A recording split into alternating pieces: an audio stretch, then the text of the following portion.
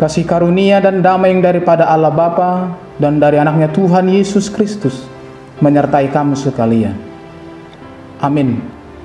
Horas salimanta, sangahon 5 menit manangiho Tuhani, yang terambil dari Galatia 3 ayat 25. Sekarang iman itu telah datang, karena itu kita tidak berada lagi di bawah pengawasan penuntun.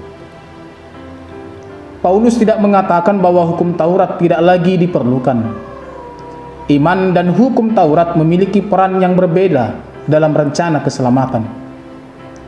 Hukum diberikan oleh Allah supaya menunjukkan dosa sebagai pelanggaran kehendak Allah dan membangkitkan kesadaran manusia akan perlunya belas kasihan, kasih karunia, sehingga hukum Taurat menuntun mengenalkan Kristus sebagai jalan menuju keselamatan. Hukum Taurat menunjukkan bahwa betapa jauh kita dari kebenaran sejati, sehingga kita tidak akan pernah beroleh keselamatan.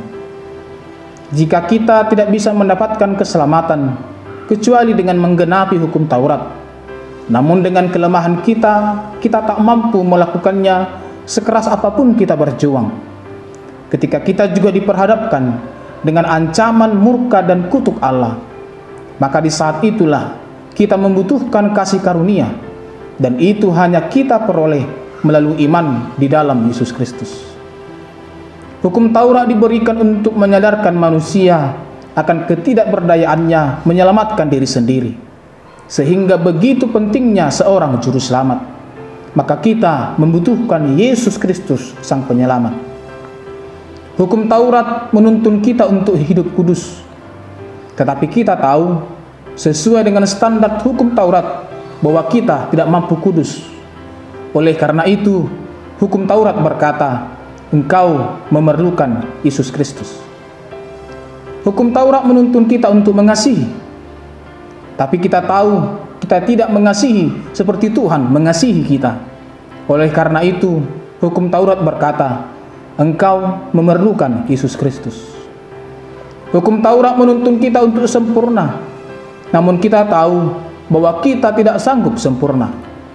Oleh karena itu, hukum Taurat berkata, engkau memerlukan Yesus Kristus.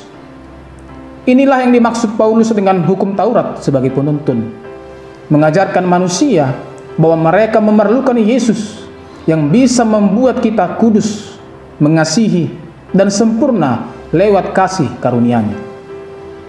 Jika dahulu kita dituntut oleh hukum Taurat untuk menjadi kudus, sekarang kita memandang kepada Yesus yang membenarkan dan menguduskan kita.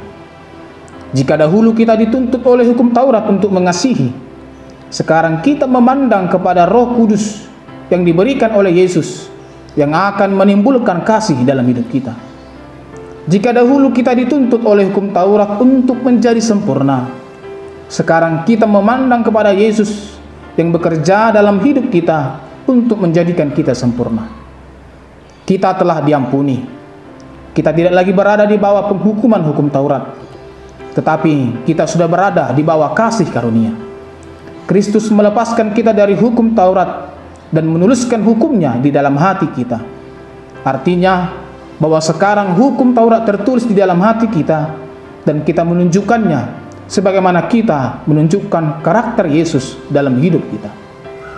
Selamat beriman kepada Yesus dan senantiasa menuruti hukum Taurat. Amin. Kita berdoa.